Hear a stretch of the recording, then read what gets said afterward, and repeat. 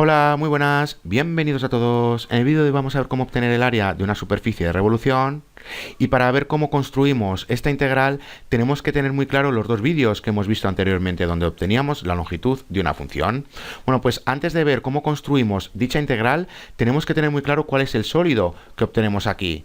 Y partimos de esta región de revolución, la hacemos girar sobre este eje de revolución, que en este caso es el eje X, y ya vemos que obtenemos este sólido de revolución. Obtener su volumen ya sabemos cómo hacerlo, pero ¿cómo obtenemos nosotros el área de esta superficie que tenemos aquí? Bueno, pues si nos centramos solo en una parte de este segmento y lo hacemos girar sobre este eje X, ¿qué es lo que obtenemos realmente? Bueno, pues obtenemos un tronco de un cono circular. Aquí lo tenemos. Si nosotros recortamos la parte superior y la parte inferior de este cono, bueno, pues ya vemos que lo que obtenemos realmente es un tronco de un cono circular. Ahora, ¿cómo obtenemos nosotros el área de esta superficie o este área lateral para este cono en concreto? Bueno, pues de geometría ya sabemos que tenemos esta ecuación. Para obtener el área lateral de un cono o el área de esta superficie que corresponde a un cono, bueno, pues como digo, tenemos esta ecuación que ya vemos que tenemos pi por r sub 1 más r sub 2 por la longitud lateral. Aquí tenemos a r sub 1, aquí tenemos a r sub 2 y aquí tenemos la longitud lateral.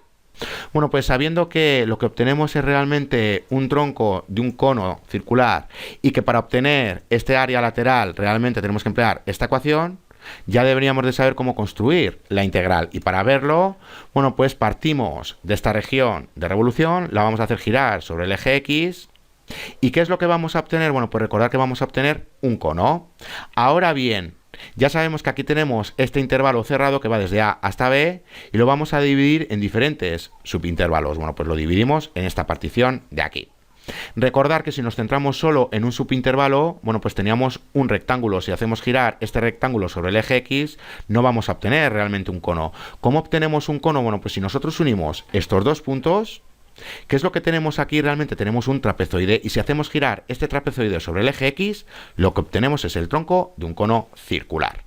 Bueno, pues ¿cómo obtenemos nosotros el área de este cono en concreto? Bueno, pues para obtener el área superficial de este cono en concreto, ya sabemos que tenemos esta fórmula. Tenemos pi por r sub 1 más r sub 2 por la longitud lateral. Tenemos que localizar cuánto vale r sub 1, tenemos que localizar cuánto vale r sub 2 y también tenemos que saber cuánto vale la longitud lateral.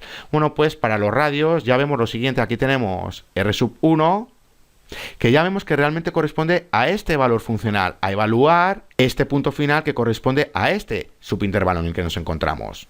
Y para el otro radio, r sub 2, que lo tenemos aquí, bueno, pues ya vemos que realmente es igual a obtener el valor funcional para el otro punto final de este subintervalo en el que nos encontramos. Bueno, pues ya vemos que r sub 1 es igual a este valor funcional y r sub 2 es igual a este otro valor funcional. Ahora bien, ¿cómo encontramos nosotros la longitud lateral? Aquí tenemos este lateral. ¿Cómo encontramos nosotros su longitud? Bueno, pues para que se vea mejor, aquí tenemos esta sección transversal. ¿Cómo tenemos nosotros esta longitud?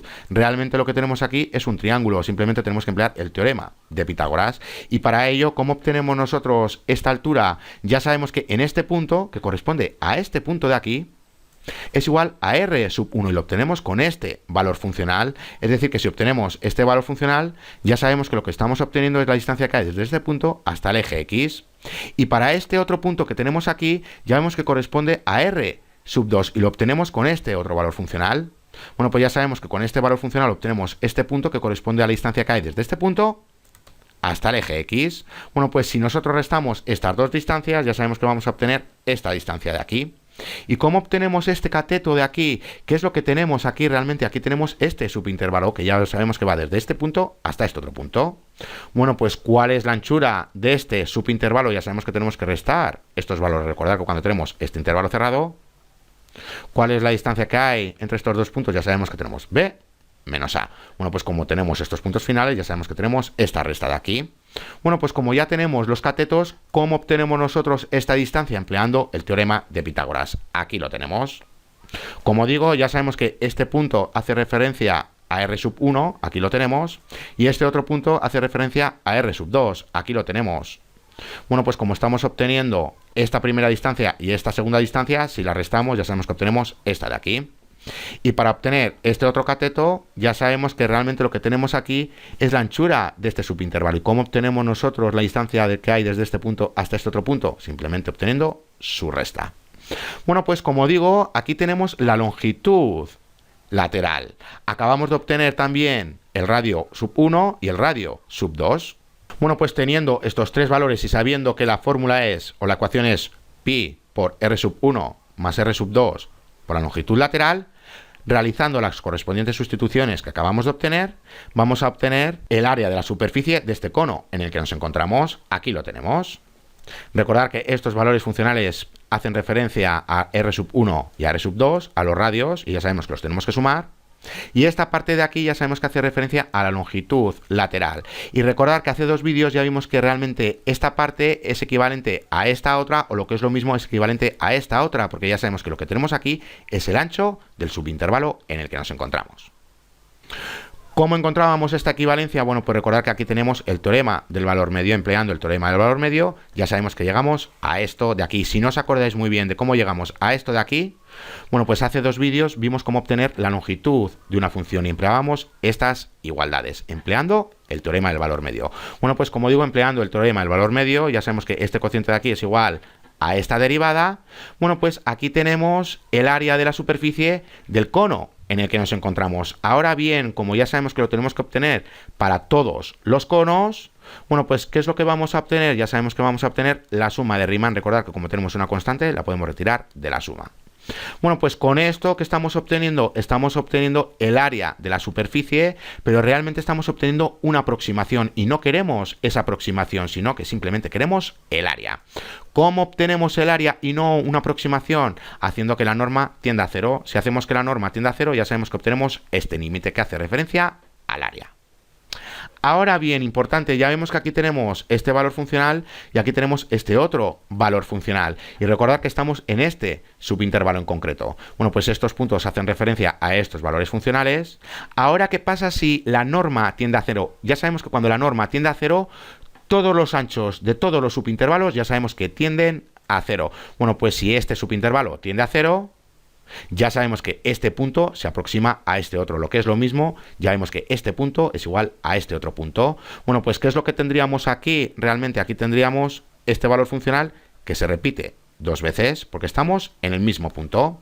Bueno, pues como se repite dos veces, ya sabemos que es igual a 2 por el valor funcional, y como el 2 es una constante y la podemos retirar de la suma, o lo que es lo mismo, también la podemos retirar de la integral definida, aquí tenemos la integral definida correspondiente.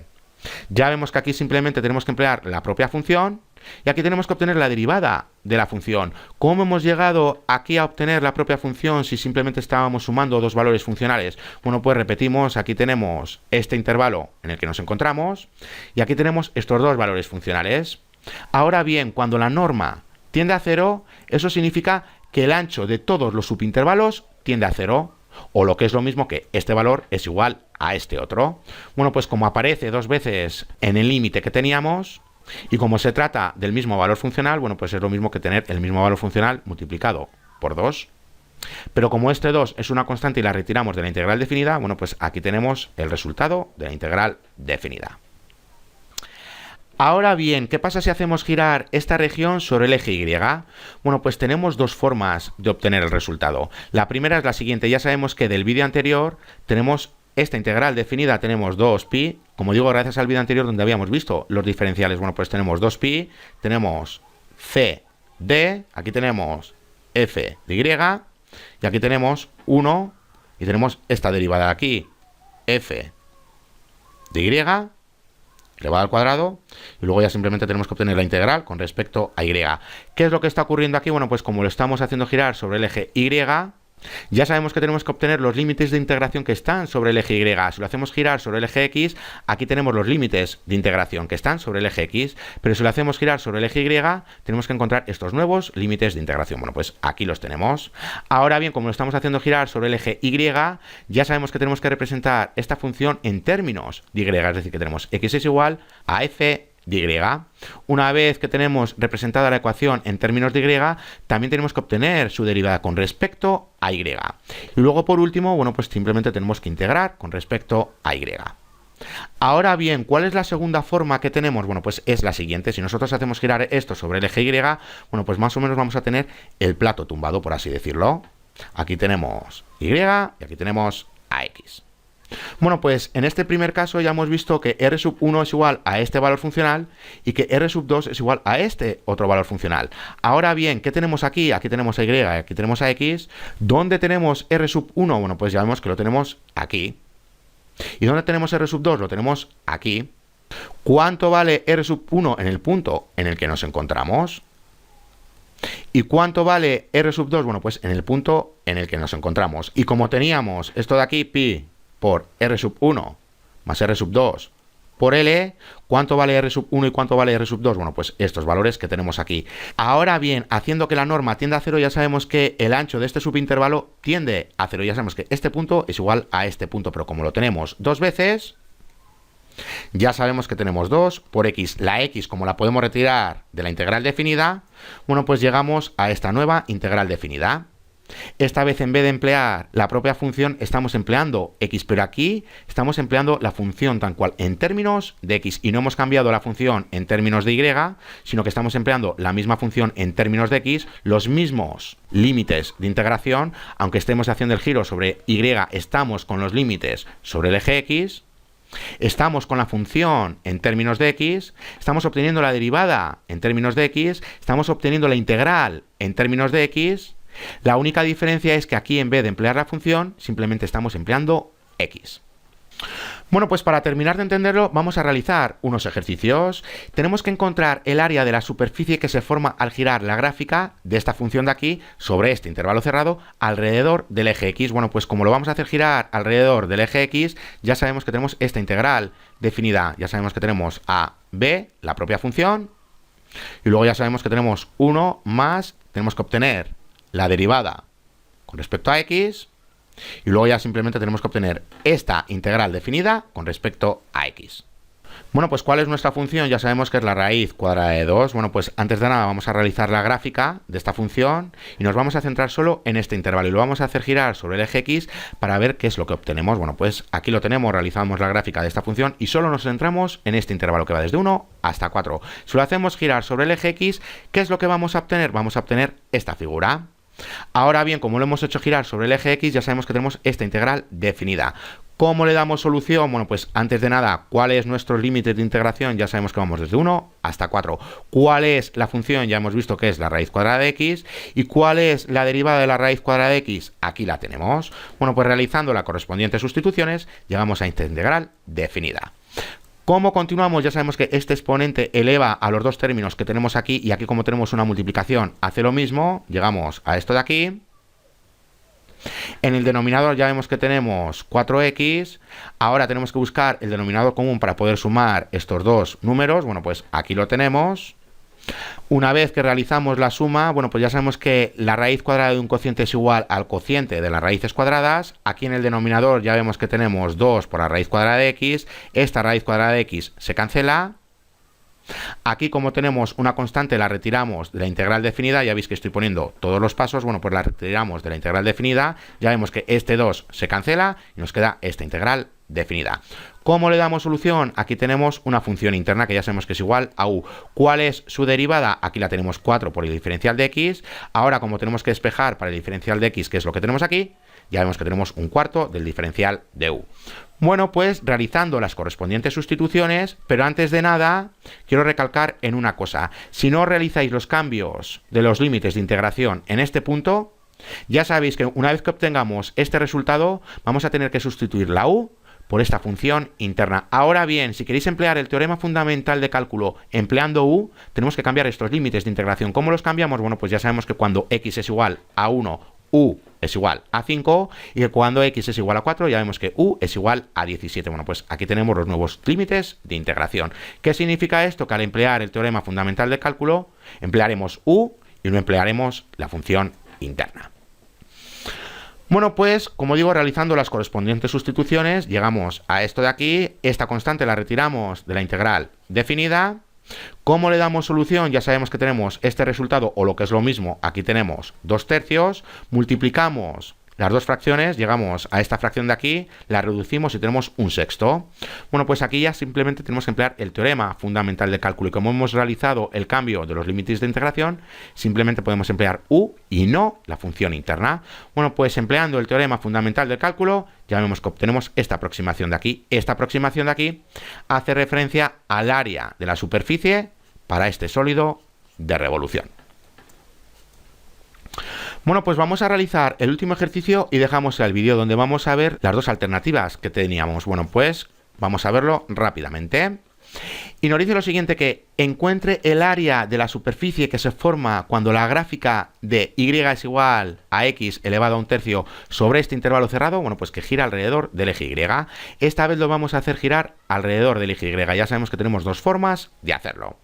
O bien empleando esta integral definida, 2pi, aquí tenemos estos límites de integración, aquí tenemos esta función en términos de x, y ya sabemos que tenemos esta integral de aquí, tenemos que obtener la derivada con respecto a y, y también tenemos que integrar con respecto a y. ¿Qué es lo que tenemos que hacer? Bueno, pues tenemos que representar esta ecuación en términos de y, tenemos que obtener su derivada con respecto a y, y también tenemos que cambiar estos límites de integración, porque ya sabemos que los que nos están dando están sobre el eje X y necesitamos los que están sobre el eje Y. Bueno, pues vamos a verlo rápidamente. Realizamos la gráfica de esta función, aquí la tenemos y nos centramos en este intervalo que nos están dando de 0 a 8. Ahora bien, como estamos haciéndole girar sobre Y, ya sabemos que tenemos que representar esta función en términos de X.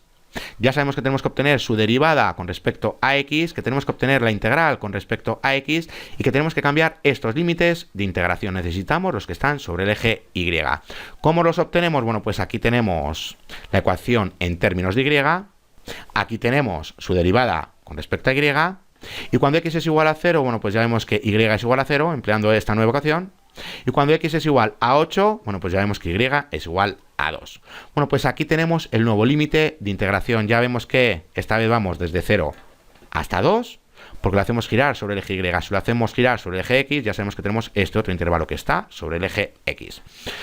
Bueno, pues realizando las correspondientes sustituciones, tenemos esta integral definida. ¿Cómo continuamos? Bueno, pues ya sabemos que tenemos esta parte de aquí y a partir de aquí, aquí realmente tenemos la función interna. Y para que lo veáis mejor, bueno, pues en su forma exponencial, aquí como digo tenemos la función interna, que ya sabemos que es igual a u, obteniendo la derivada, aquí la tenemos, despejando para y al cubo por el diferencial de y, que es lo que tenemos aquí, bueno, pues ya vemos que tenemos 1 entre 36 por el diferencial de u. Bueno, pues realizando la correspondiente sustitución, aquí la tenemos, esta constante la retiramos de la integral definida, ya sabemos que tenemos esta fracción por un lado, y aquí tenemos el resultado de integrar esta función con respecto a u. Ahora bien, ya sabemos que esto es igual a esto de aquí. Realizando la correspondiente multiplicación de las dos fracciones tenemos este resultado, que ya sabemos que la podemos reducir. Y una vez que la reducimos llegamos a esta parte. Fijaros en una cosa, como no he cambiado los límites de integración, antes de emplear el teorema fundamental de cálculo, tengo que sustituir la u por la función interna. Bueno, pues aquí la tenemos. Una vez que realizamos esta sustitución, ahora sí que empleamos el teorema fundamental de cálculo. Bueno, pues aquí lo tenemos. Recordad que si queréis emplear solo u, tenéis que cambiar estos límites de integración. Bueno, pues como digo, empleando el teorema fundamental de cálculo y realizando las correspondientes simplificaciones, bueno, pues ya vemos que obtenemos esta aproximación de aquí. Ahora bien, vamos a hacerlo con la segunda forma, que teníamos esta de aquí. Recordad que teníamos esta vez x y no f de x, y ya habíamos visto el porqué. Y aquí simplemente tenemos que obtener la derivada con respecto a x, y tenemos que integrar con respecto a x, y tenemos que dejar los límites de integración tal cual. Bueno, pues como tenemos que usar la función tal cual, aquí la tenemos, obtenemos su derivada, y aquí tenemos el límite de integración, que ya sabemos que vamos desde 0 hasta 8. Aunque estemos girándolo sobre el eje y, ya sabemos que empleamos la propia función en términos de x, y también empleamos los intervalos sobre el eje x. Bueno, pues realizando la correspondiente sustitución tenemos esta nueva integral definida. ¿Cómo le damos solución? Ya sabemos que este exponente multiplica a este exponente de aquí, aquí lo tenemos. O lo que es lo mismo, ya sabemos que pasa al denominador. Una vez que pasa al denominador tenemos que buscar el mínimo común denominador para poder sumar esto de aquí. Aquí lo tenemos, lo sumamos y ya sabemos que la raíz cuadrada de un cociente es igual al cociente de las raíces cuadradas. Bueno, pues ¿qué es lo que tenemos en el denominador? Ya vemos que tenemos este resultado de aquí. eliminando la forma radical y expresándolo en su forma exponencial. ¿Por qué? Porque así ya podemos realizar la multiplicación. Realizamos la multiplicación de los exponentes y ya vemos que tenemos esto de aquí. Ya sabemos que tenemos que restar ahora los exponentes. ¿Y a qué llegamos? Llegamos a esta integral definida, a esta de aquí. ¿Cómo continuamos? Aquí tenemos nuevamente una función interna que ya sabemos que es igual a u, obtenemos su derivada y ya sabemos que tenemos que despejar para x elevado a un tercio por el diferencial de x. ¿Qué es lo que tenemos? Aquí, bueno, pues despejando para eso, aquí tenemos un doceavo por el diferencial de u. Ahora bien, en el anterior ejemplo ya hemos visto que no habíamos realizado el cambio de los límites de integración, pero esta vez lo voy a hacer ¿para qué? Para solo emplear u. Bueno, pues ya sabemos que cuando x es igual a 0, ya vemos que u es igual a 1, que cuando x es igual a 8, bueno, pues ya vemos que u es igual a 145. Bueno, pues realizando la correspondiente sustitución y dándole solución, como ya deberíamos de saber, bueno, pues ya vemos que llegamos a esto de aquí, a esta parte de aquí. Una vez que llegamos a esta parte, como hemos realizado el cambio de los límites de integración, ya sabemos que simplemente para emplear el teorema fundamental de cálculo podemos emplear u y no la función interna. Bueno, pues empleando u realizamos la correspondiente sustitución y ya vemos que llegamos al mismo resultado. Fijaros lo que tenemos aquí. Lo que tenemos aquí es lo mismo que lo que habíamos obtenido aquí sin realizar el cambio de los límites de integración, es decir, empleando la función interna. Bueno, pues aquí lo tenemos. Bueno, pues repasar muy bien este vídeo porque ya vemos que cuando lo hacemos girar sobre el eje Y tenemos dos formas de hacerlo, analizarlas muy bien las dos formas y analizar el por qué llegamos a estas dos formas. Y cuando lo hacemos girar sobre el eje X, bueno, pues ya vemos que tenemos esta integral definida y ya hemos visto cómo hemos llegado a ella. Bueno, pues hasta aquí este vídeo. Ya en el siguiente vídeo vamos a ver cómo obtener el promedio de una función. Hasta la siguiente.